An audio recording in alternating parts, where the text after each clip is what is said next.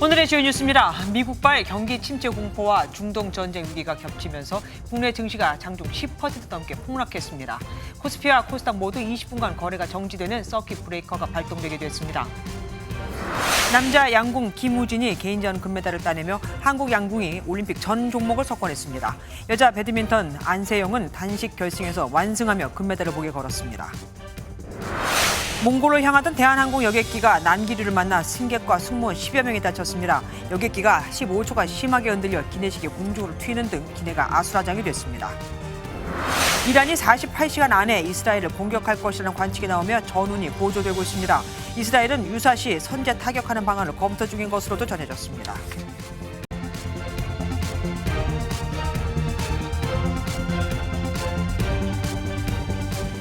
주식시장이 파랗게 질려버렸습니다. 미국발 경기 침체 공포와 중동 전쟁 위기 등 온갖 악재가 겹치면서 코스피는 물론 아시아 증시가 다 완전히 얼어붙었습니다. 코스피는 역대 최악의 하락폭을 기록하며 잠시 2,400선마저 붕괴돼 버렸고 장중 매매 거래는 일시 중단하는 서킷 브레이커가 발동되기도 했죠. 코스피, 코스닥 둘 다 말입니다. 우리는 그나마 낫다고 봐야 할까요? 일본 니케이 지수는 12.4%나 빠졌고 대만 가권 지수도 8% 넘게 급락했습니다. 먼저 국내 증시 상황을 김태형 기자가 보도합니다. 한국거래소 시황판이 온통 파랗게 물들었습니다. 두 자릿수 하락한 종목이 부지기수, 코스피와 코스닥 시장에서 2,500여 개 종목이 하락하고 상승한 종목은 33개에 불과해 급락을 넘어 폭락 수준을 보였습니다. 국내 시가총액 1위 삼성전자와 2위 SK하이닉스도 모두 전장 대비 약 10% 빠지며 폭락장을 이끌었습니다. 급기야 코스피, 코스닥 모두 오후 2시쯤 20분간 모든 거래가 중단되는 서킷 브레이커가 발동됐습니다.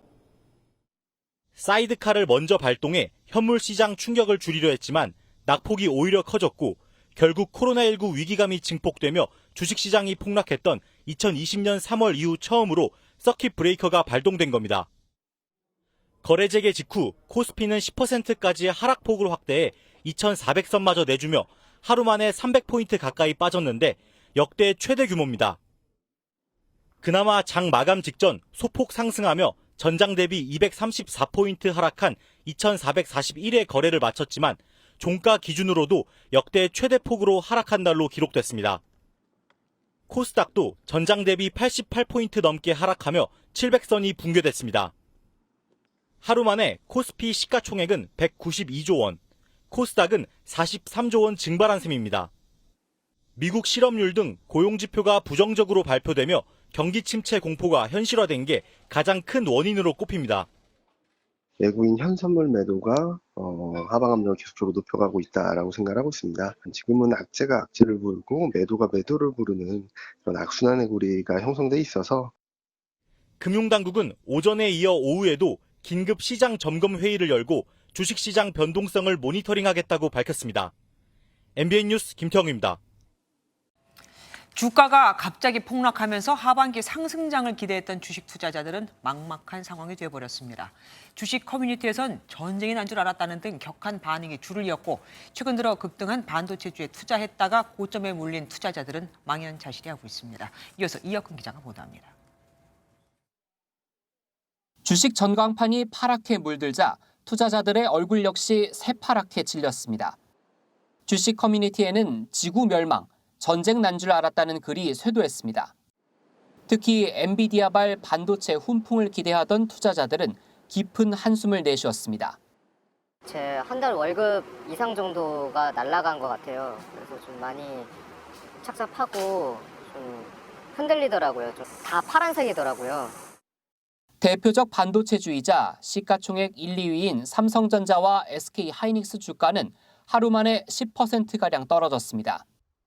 AI 열풍에 엔비디아 주가가 올해 상반기에만 160% 오르면서 개인 투자자들도 대거 국내 반도체주를 사들였지만 결함 소식에 휘청이면서 큰 타격을 입었습니다. 가장 큰 수혜주로 꼽히는 하이닉스 역시 24만 원까지 치솟는 등 연초 대비 36% 상승했지만 엔비디아의 추락에 속수무책이었습니다. 국내 주식 커뮤니티엔 반도체주를 고점에 매수한 이른바 개미들의 원성이 쏟아졌습니다. 500만 원 정도 주식 투자를 하고 있고요. 오늘 기준으로 봤을 때 마이너스 13%가 찍혀 있는 걸 확인했습니다. 공포심이 번지면서 투자자들의 패닉셀이 벌어졌고 급격한 하락장으로 이어졌습니다. MBN 뉴스 이혁근입니다. 미국발 경기 침체 공포에 무역 의존도가 높은 아시아 증시는 직격탄을 맞았습니다. 특히 최근 상승폭이 컸던 일본은 더했죠. 비트코인과 이더리움 등 가상자산 시장도 곤두박질 쳤습니다. 고정수 기자입니다. 일본 증시는 장 초반부터 흔들렸습니다. 오전에 7% 넘게 떨어진 니케이 지수는 전 거래일 대비 12.4% 하락하며 장을 마쳤습니다. 4,400포인트 넘게 떨어진 증시 하락폭은 역대 최대 수준이며 하락률 기준으로는 1987년 플라자 합의 이후 두 번째입니다. 政府としては引き続き緊張感を持って市場の動向を注視するとともに経済財政運営に万全を期してまいりたいと考えております。 대만 가권 지수도 3년여 만에 8% 넘게 떨어진 채 장을 마감하며 역대 최악의 하락폭을 나타냈습니다. 미국발 경기 침체 공포가 현실화하자 무역 의존도가 높은 아시아 증시가 직격탄을 맞은 건데 이에 더해 일본은 최근 상승폭이 워낙 컸던 게 부메랑이 됐다는 설명입니다. 보통은 우리랑 대만이 충격이 크게 나타나는 거고 일본은 충격이 상대적으로 조금 적은데 현재로서는 지난 1년간 일본 주가가 급등을 했었단 말이에요. 그런 것들이 큰 폭의 가격 조정으로 나타나는 거죠. 가상자산 시장도 폭락했습니다. 비트코인과 이더리움 등 주요 가상자산은 24시간 전 대비 10%에서 20%대 급락세를 보였습니다. 신 비트코인 대통령이 되겠다는 트럼프 전 대통령의 당선 가능성 하락 지표와 중동 정세 불안 또한 영향을 미쳤다는 분석입니다. MBN 뉴스 고정수입니다.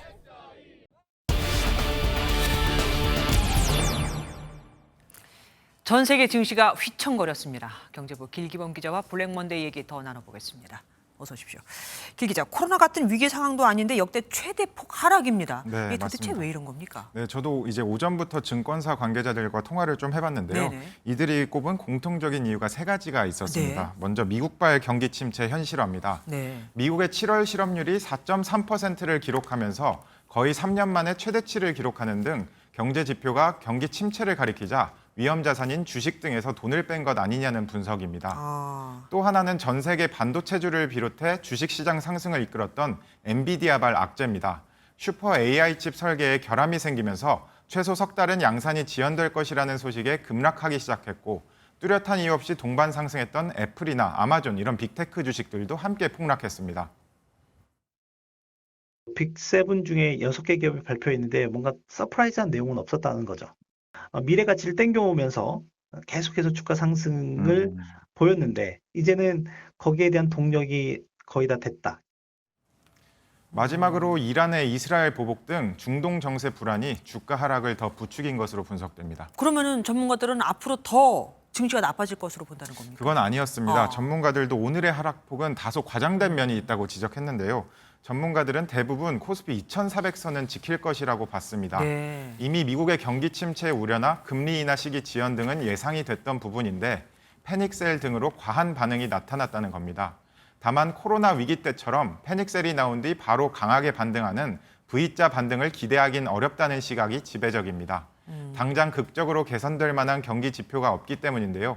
미국 연준이 금리를 인하해 시장에 돈을 풀어주기 전까지는 당분간 불안한 상황이 계속될 것이라고 말했습니다. 그러면 금리가 좀 내려가야 숨통이 좀 트일 거다 뭐 이 얘기인가요? 네, 맞습니다. 그래서 미국에서는 벌써 연준이 금리 인하 시기를 놓쳤다는 지적이 나오고 있습니다. 지난 7월 금리를 내렸어야 했는데 이를 못했다는 건데요.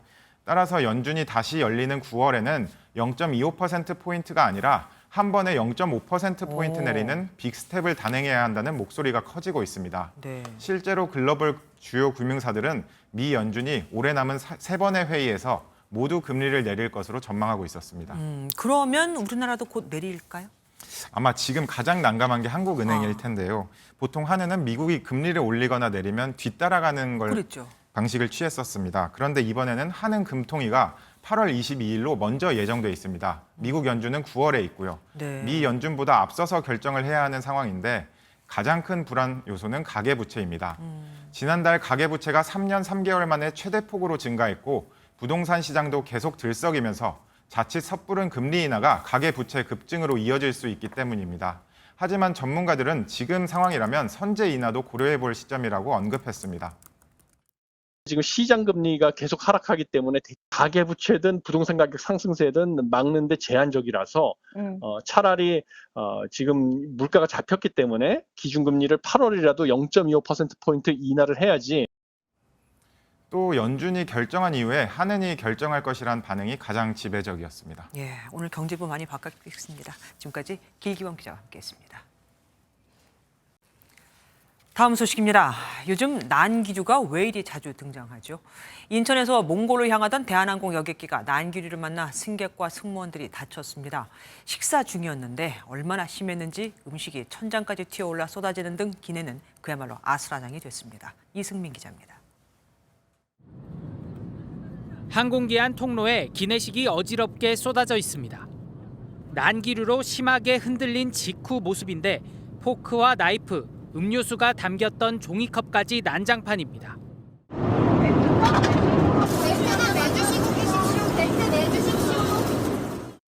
이 방송이 나오더라고요. 앉으라고. 1, 2분 지났을까? 음식이 허공에 붕 뜨는 게 눈으로 슬로우 모션처럼 보이더라고요. 사람도 갑자기 승객도 위로 떴다가 인천을 떠나 몽골로 향하던 대한항공 여객기는 고도 34,000피트로 중국 텐진 상공에서 뇌우를 피해 우회하다가 난기류를 만났습니다.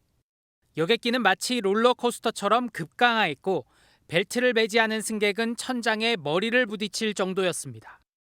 그 뒤에는 먹고 있었는데 넘어지고 엉망이 되고 옷이 튀고 막 천정에도 그게 막 튀고 그랬죠. 승무원 4명과 승객 10명은 목과 허리에 통증을 호소해 착륙 직후 의료진의 진료를 받았습니다. 최근 예상하기 어려운 급성 난기류의 발생이 많으니 꼭 안전벨트를 착용해 주시기를 당부드립니다. 1분기 국적사 항공기가 만난 난기류는 1년 전보다 80% 증가하는 등 기후변화로 난기류는 앞으로 더 늘어날 것으로 전망되고 있습니다. MBN 뉴스 이승민입니다. 이제 끝난 줄 알았던 코로나19가 무서운 기세로 퍼지고 있습니다. 새로운 오미크론 변이가 재유행을 주도하고 있는 건데 전파력이나 중증도는 아직 베일에 쌓여 있는 상태입니다. 아직 휴가가 남아있는 만큼 물놀이같이 사람이 많이 모이는 곳에선 감염에 더 조심을 하는 게 좋겠죠. 김민수 기자가 보도합니다. 서울의 한 대형 약국을 찾아 코로나19 진단 키트가 있는지 물어봤습니다. 안녕하세요.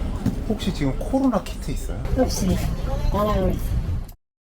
또 다른 약국은 재고가 충분한 대신 가격이 올랐습니다.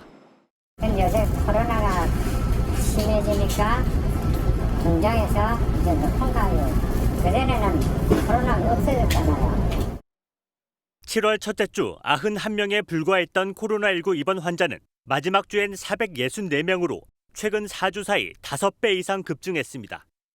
재유행을 주도하고 있는 바이러스는 오미크론 변이 KP3입니다. 이전 백신으로 획득된 면역을 회피하는 특성이 높습니다. 사회적 거리 두기가 해제되면서 일반 시민들이 이제 마스크를 안 쓰는 경우도 많고 KP3에 감염되면 두통과 오한, 콧물 같은 일반적인 독감 증상이 나타납니다. 하지만 전파력과 중증도 증가와 관련해선 아직 알려진 것이 없는 미지의 바이러스입니다. 정부는 오는 10월 중에 신규 백신을 도입해 65살 이상 고령층을 대상으로 접종에 나설 계획입니다. MBN 뉴스 김민수입니다. 올해 미국 대선에서 해리스와 트럼프의 지지율이 초박빙이라는 여론조사 결과가 또 나왔습니다. 특히 민주당은 해리스 부통령을 찍겠다는 흑인 유권자가 바이든 대통령이 후보였을 때보다 더 늘어나며 지지층에 결집하는 모양새를 보였죠. 워싱턴에서 최종락 특파원입니다. CBS 여론조사 결과 해리스 부통령이 50% 지지율로 49% 지지율을 보인 트럼프 전 대통령을 오차 범위 내에서 앞섰습니다. 7개 경합주의 지지율은 각각 50%로 동률을 나타냈습니다. 특히 해리스 부통령을 찍겠다는 흑인 유권자가 바이든 대통령 후보였을 때 73%에서 81%로 늘어나면서 지지층 결집이 이뤄졌습니다. 최근 4개 여론조사를 CNN이 평균을 낸 결과는 트럼프 49%, 해리스 47%로 초접전 양상을 보였습니다. 정치 전문 매체 더힐이 전국 단위 여론조사 97개를 평균한 결과에서도 트럼프 47.6%, 해리스 46.5%였습니다. 해리스 부통령은 현지 시각 5일 새로운 부통령 후보를 지명하고 이번 주 경합주 동반 유세에 나설 예정입니다. When your entire economic agenda is designed to prioritize billionaires and big corporations over the middle class. 트럼프 전 대통령은 폭스뉴스 인터뷰에서 중국 차에 대한 고유 관세를 취임하면 100일 이내에 부과하겠다고 강조했습니다. We're going to do that by saying we're not going to accept. I put the tariffs on Chinese cars. You know that. Now Biden wants to take the tariffs off of Chinese cars. 유권자들 관심사항 가운데 활력과 집중력은 해리스 부통령이, 강인함과 업무 추진력은 트럼프 전 대통령이 더 높은 평가를 받았습니다. 워싱턴에서 MBN 뉴스 최중락입니다. 이란의 심장 테헤란에서 하마스 지도자가 암살된 뒤 곳곳에서 이스라엘을 겨냥한 공격이 벌어지며 전운이 고조되고 있습니다.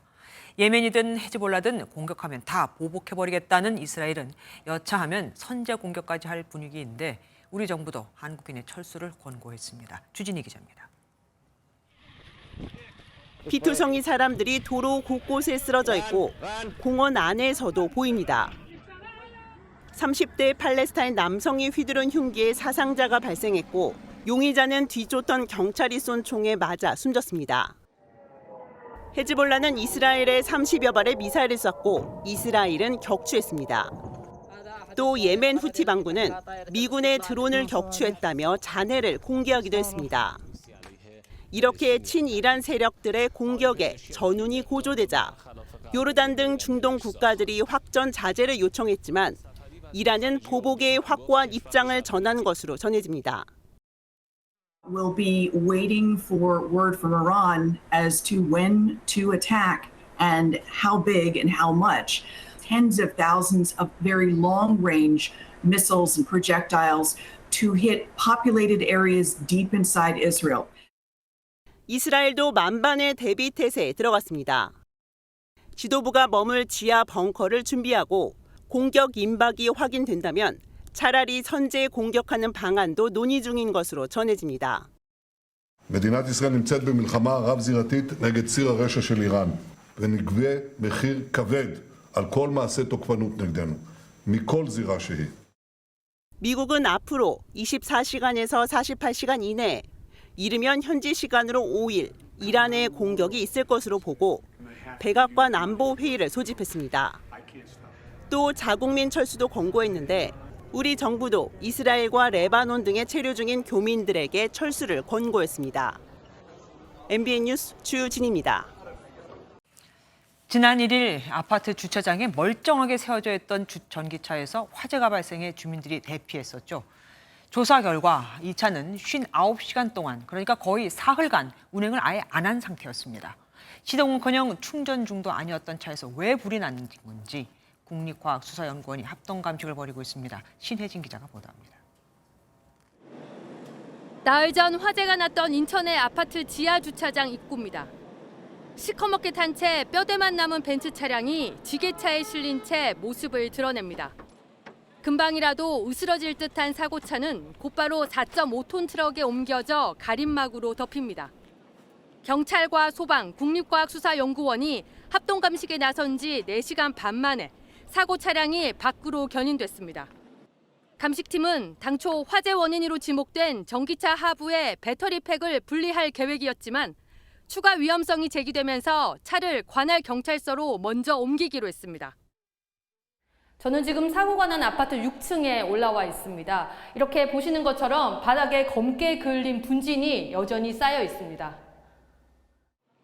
사고 나흘이 지났지만 물과 전기는 언제 들어올지 막막하기만 합니다. 그러니까 집이 들어가 봐야 살 수가 없죠. 물도 안 나오고 전기도 안 들어오고 먼지는 쌓여 있고 더우니까 올라갔다 내려오는데 이게 덥잖아요. 임시 대피시설 7곳에 머무르는 주민은 400명이 넘습니다.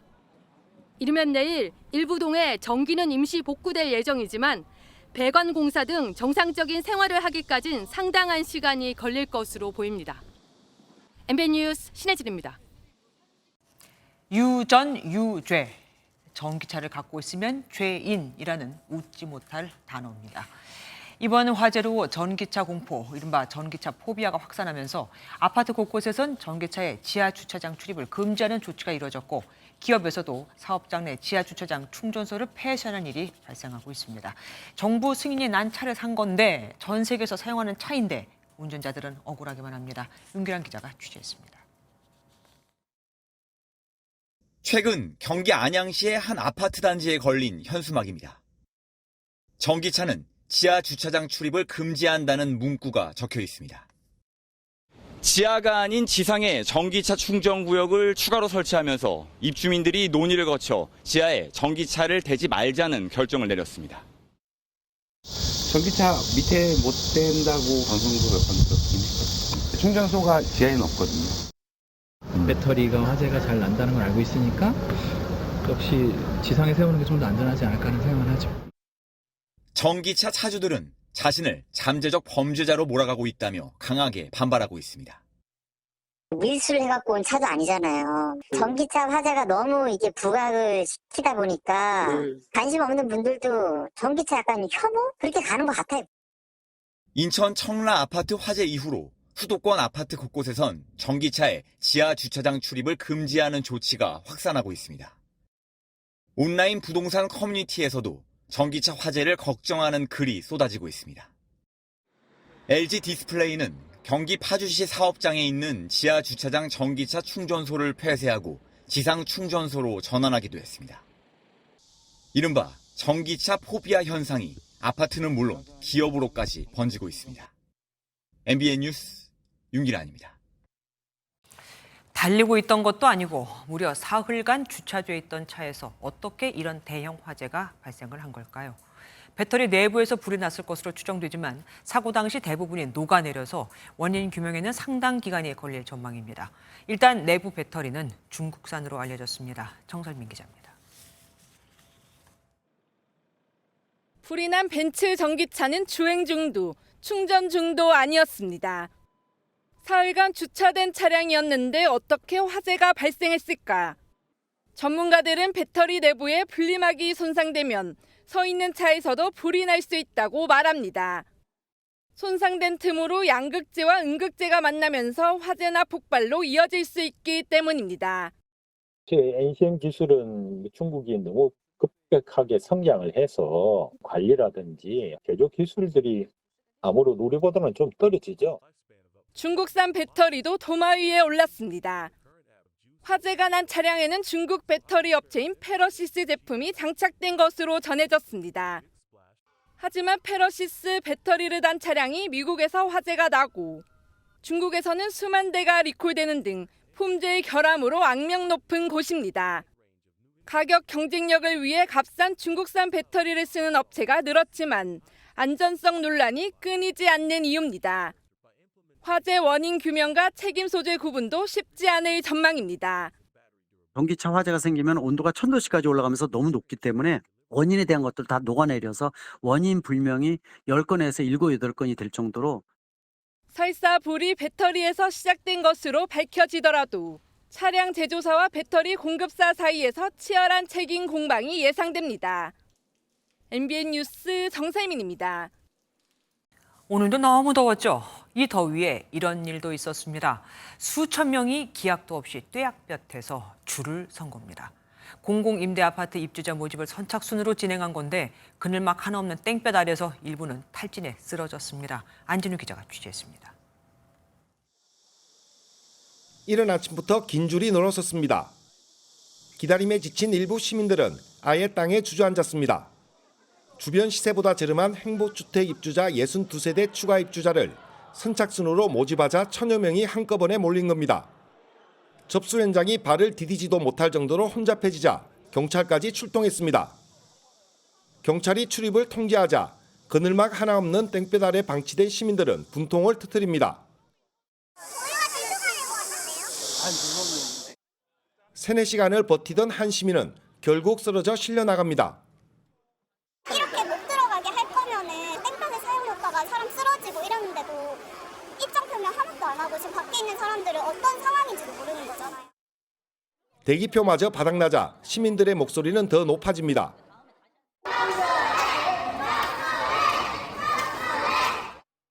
부산도시공사는 선착순 모집을 취소하고 오늘 9일까지 방문이나 우편 접수를 받아 입주자를 선정하기로 했습니다. 폭염특보가 이어진 부산의 오늘 낮 최고 기온은 34도, 체감온도는 39도를 넘어섰습니다.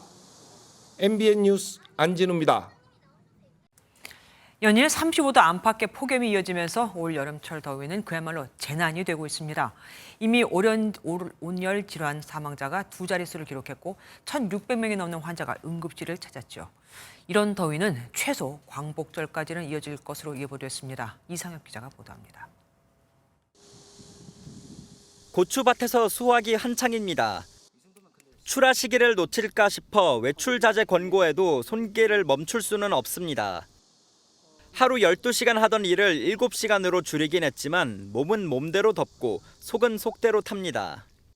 지금 이걸 따야 되는데 낮에는 딸 수가 없어요. 너무 더워서. 오늘 고양시의 낮 체감 온도는 최고 36.6도까지 치솟았습니다. 한라산을 제외한 전국이 폭염특보 지역으로 뒤덮였고 거의 대부분이 최고 등급인 폭염경보입니다. 섭씨 35도의 폭염이다 보니 단 10분만 밖에 있어도 제 등이 다 땀으로 젖었습니다. 경기 여주시 금사면 39.3도를 정점으로 전국의 최고 기온 38도 이상을 기록한 지점만 5곳입니다. 폭염이 오랜 기간 맹위를 떨치면서 더위로 숨진 사람만 14명, 가축은 25만 7천 마리가 폐사했습니다. 지금까지 온열 질환자는 1,690명으로 지난해 같은 기간보다 44명 많습니다. 어제 기준으로 열대야는 평균 12일 발생해 사상 최악의 폭염이 덮친 2018년을 넘어섰습니다. 전국에 폭염특보가 발효된 가운데 당분간 최고 체감온도 35도 내외의 매우 무더운 날씨와 열대야가 지속될 것으로 예상되니 온열질환 등 건강관리에 각별히 유의하시기 바랍니다. 덥고 습한 열기가 머물면서 전국 곳곳에 한때 호우특보까지 내려졌고 도깨비 같은 폭우가 쏟아지기도 했습니다. 기상청은 이번 더위는 적어도 광복절까지는 이어질 것으로 내다봤습니다. MBN 뉴스 이상엽입니다. 이렇게 더운 날 의지할 건 냉방기구뿐이죠. 전력 사용량이 늘면서 오늘 오후 5시를 기준으로 역대 여름철 최대 전력 수요를 기록했습니다. 정전 피해도 잇따라 한증막 같은 더위 속에 뜬 눈으로 밤을 새우시는 분들도 많았죠. 고지대 마을에서는 물 사용량이 늘면서 단수도 잇따랐습니다. 장동건 기자입니다. 아이스크림이 완전히 녹아 물이 됐습니다. TV도 에어컨도 선풍기도 전부 먹통입니다. 물을 죽여가지고 닦아가면서 이제 식사도 그런 상태에서 하는 중입니다. 지금 요 한겹 상의를 입었는데 이것도 벗고 지낼 상태예요. 어젯밤 9시쯤부터 서울 동대문구의 한 아파트 단지 255세대에 갑자기 전기가 끊겼다가 20시간 만에 복구됐습니다.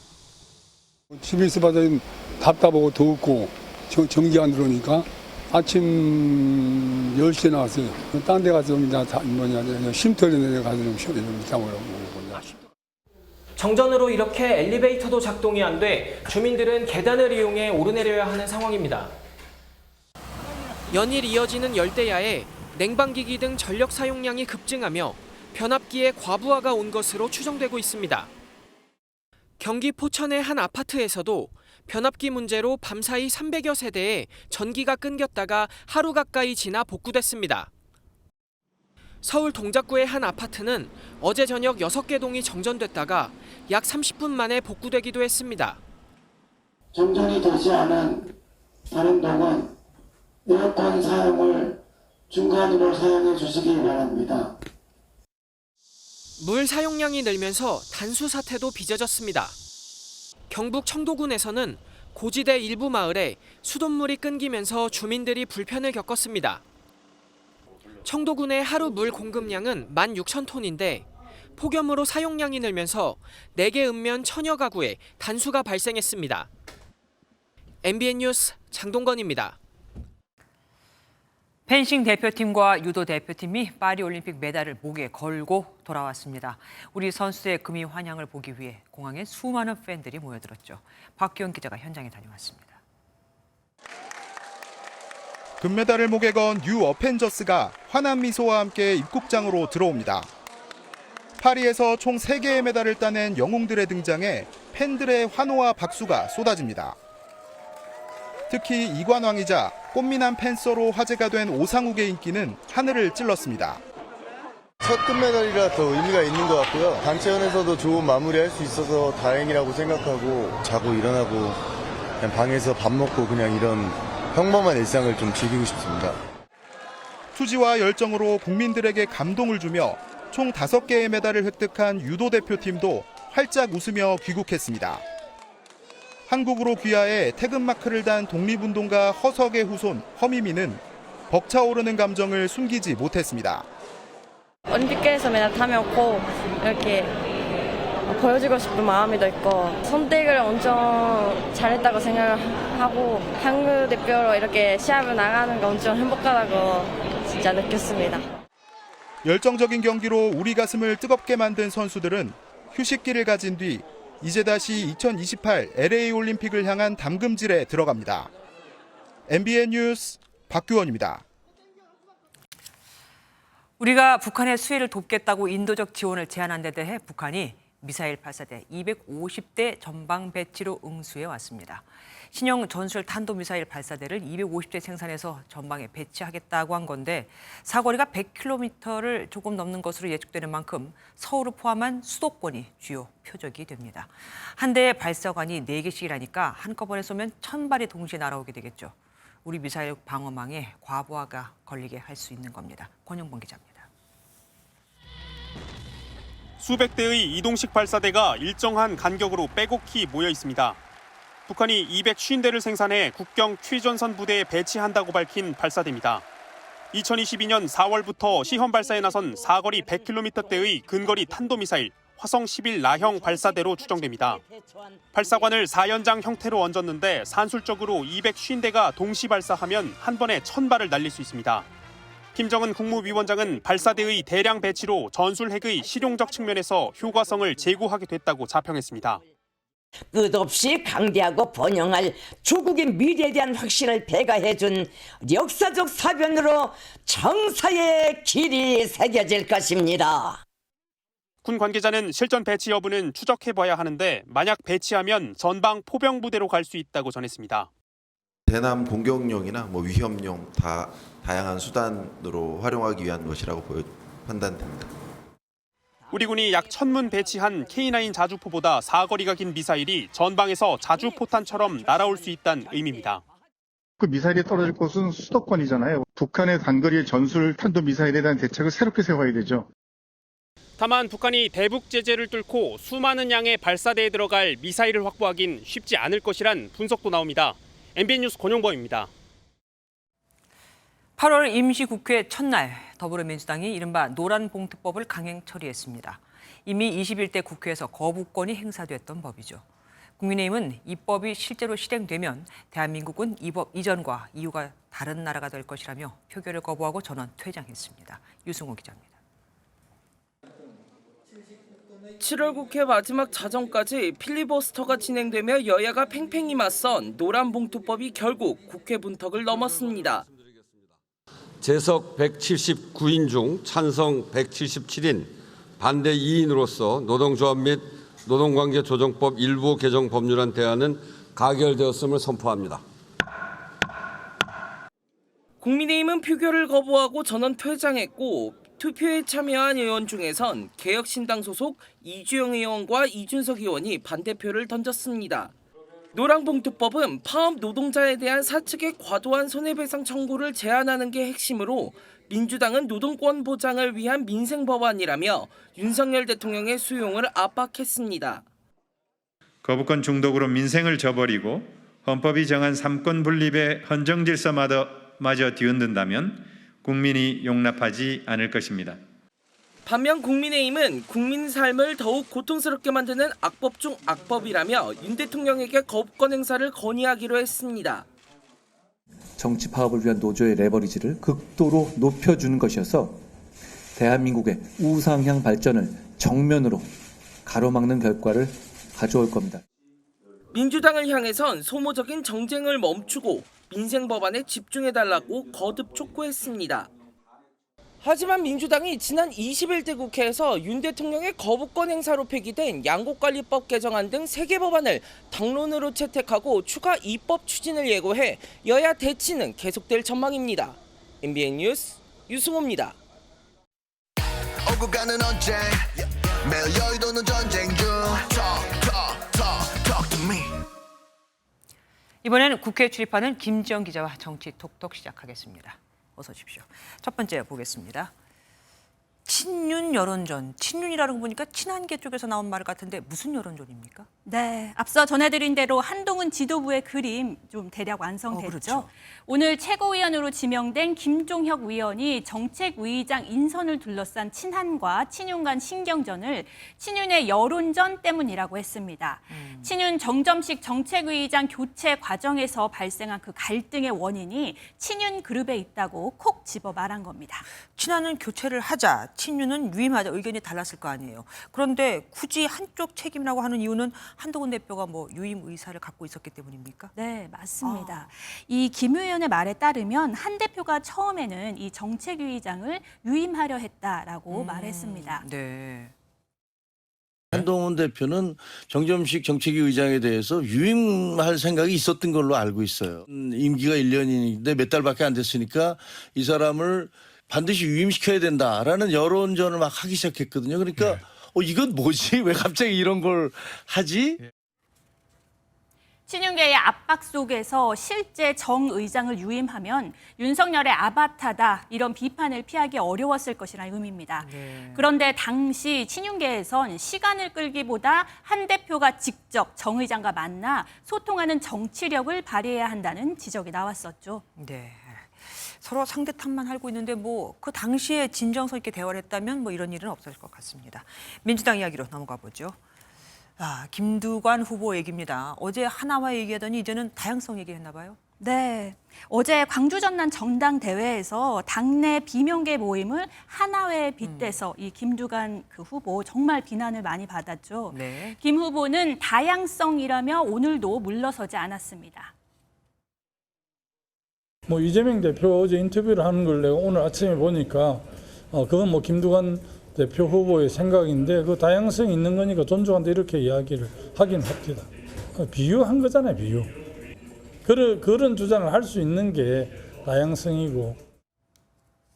또 이 같은 독주 체제는 결국 당대표도 대선 후보도 이재명 1인으로 가는 것이라며 우려를 표했습니다. 그런데 이재명 독주 체제에 또 우려를 표한 분이 있어요. 네, 이철희 전 정무수석입니다.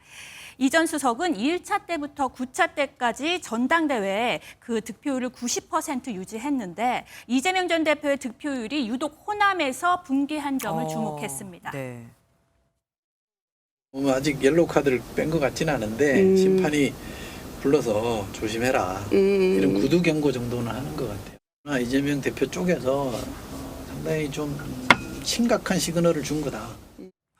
호남의 투표율이 평균보다 더 낮다는 점도 경고다 뭐 이런 얘기가 있더라고요. 네, 민주당의 텃밭이자 지지 기반이죠. 이 호남 지역에서조차 투표율은 20% 중반에 그쳤습니다. 누적 투표율 26%보다도 낮은데요. 이 또한 호남의 경고라는 평가가 나옵니다. 박수현 의원은 호남이 이번에 민주적이고 외연을 확장할 수 있는 모습을 주문했다고 말했습니다.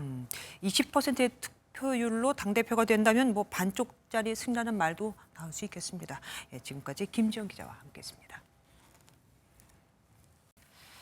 방글라데시에선 공무원의 30%를 독립유공자 후손에게 할당하는 정책에 반대하며 시작된 반정부 시위가 3주째 이어지며 누적 사망자가 최소 300명을 넘어섰습니다.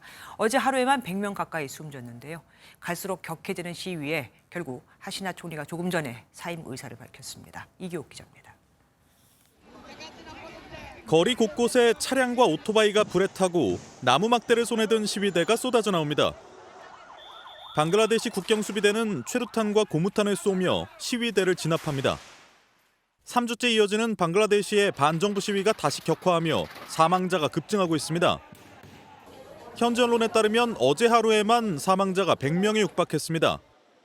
시위 기간 중 가장 많은 수준입니다. এই বাংলাদেশ আজকের এই সিচুয়েশন এই হত্যাযজ্ঞ এটা আপনাদের কারণে এবং আপনাদের ব্যর্থতার কারণে এটা আপনারাই করতেছেন. 지난달 16일 공무원의 30%를 독립유공자 후손에게 할당하는 정책에 반대하며 시작된 학생 시위는 노동자와 청년들까지 동참하며 셰이크 하시나 총리의 퇴진을 요구하는 반정부 시위로 확대됐습니다.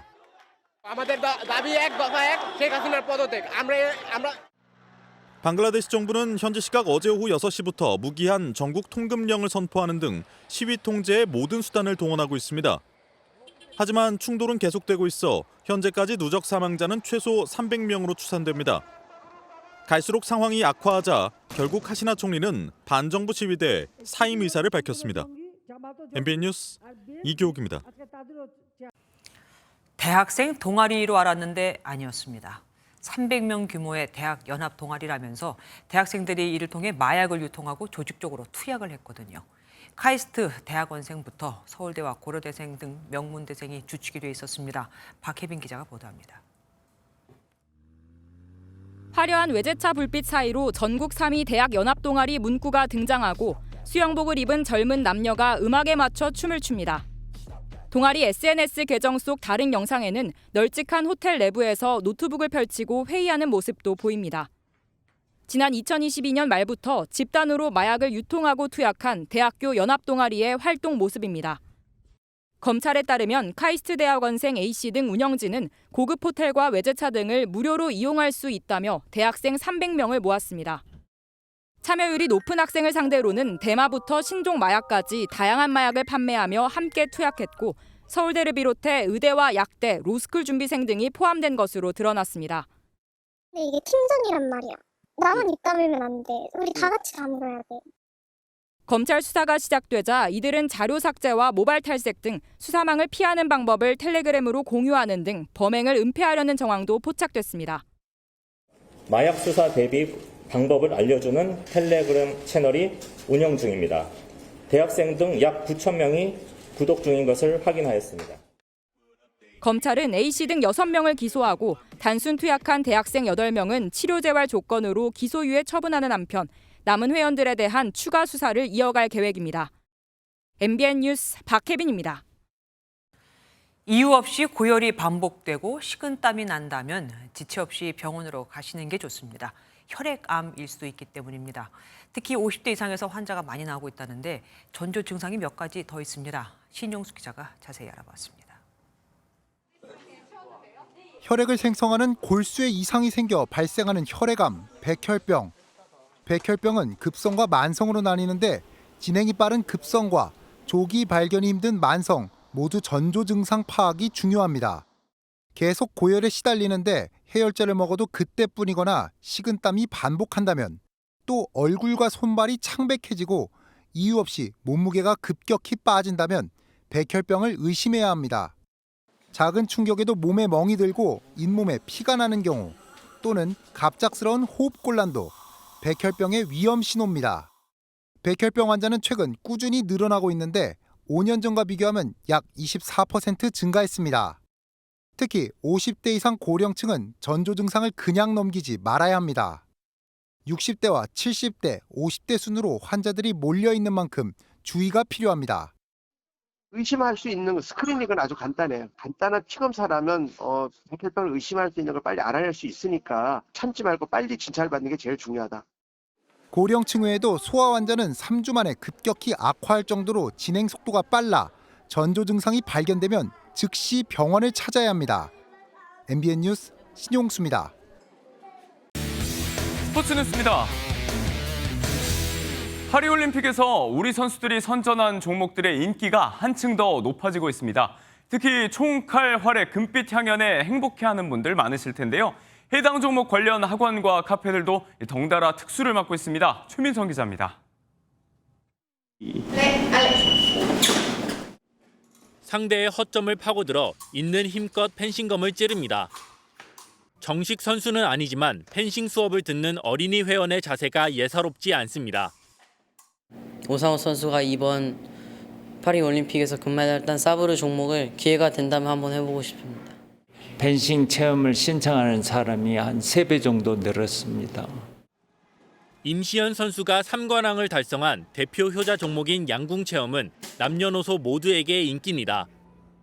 올림픽 때문에 양궁에 관심을 가지게 되었습니다. 올림픽보다 활도 가볍고 관역도 가깝지만 10점을 쏘긴 쉽지 않습니다. 우리나라 선수들이 얼마나 대단한지 알 수 있습니다. 공기 권총을 쥐고 한쪽 눈을 감은 채 차분히 조준하는 어린이의 눈빛은 선수 못지 않습니다. 조준하는 게 좀 더 어려웠었어요. 손목이 좀 저렸던 적이 있었어요. 이제 만 19살인 오혜진 선수가 베테랑들 사이에서 금메달을 따내는 모습은 또래 고등학생 선수에게도 긍정적인 자극이 됐습니다. 저보다 2살 많은 언니인데 국가대표가 돼갖고 메달을 따는 게 인상 깊었고 저도 국가대표가 돼서 TV에 꼭 나오고 싶어요. 국민들의 관심 속에 남은 경기에서도 팀 코리아의 맹활약을 기대해 봅니다. MBN 뉴스 최민성입니다. 기록적인 폭염이 이어지고 있습니다. 강릉은 무려 17일째 열대야가 이어지면서 역대 열대야 최장 기간 기록을 갈아치웠습니다. 대체 언제까지 더울지 궁금하실 텐데요. 이 폭염은 이번 주를 지나 다음 주까지도 장기간 이어지면서 적어도 열흘 이상은 밤낮 없는 무더위가 이어지겠습니다. 온열 질환에 각별히 주의하셔야겠습니다.